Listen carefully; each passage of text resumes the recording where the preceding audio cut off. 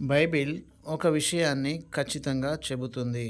అదేమిటంటే ఫిలిప్పి 4:6 దేనిని గూర్చియు చింతపడకుడి గాని ప్రతి విషయములోనూ ప్రార్థన విజ్ఞాపనముల చేత కృతజ్ఞతాపూర్వకముగా మీ విన్నపములు దేవునికి తెలియజేయుడి. మన విన్నపములు ఎవరికి తెలియజేయాలంట? దేవునికి తెలియజేయాలి.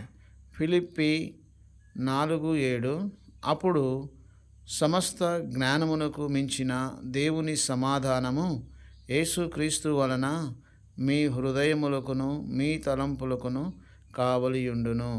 ప్రియమైన సహోదరి సహోదరులారా, మనము దేనిని గూర్చి కూడా చింతపడొద్దు కానీ మన చింత యావత్తు దేవుని మీద వేసి ఆయనకు మాత్రమే మన విన్నపములను తెలియజేసినప్పుడు దేవుడు ఖచ్చితంగా మనకు సమాధానాన్ని అనుగ్రహిస్తాడు.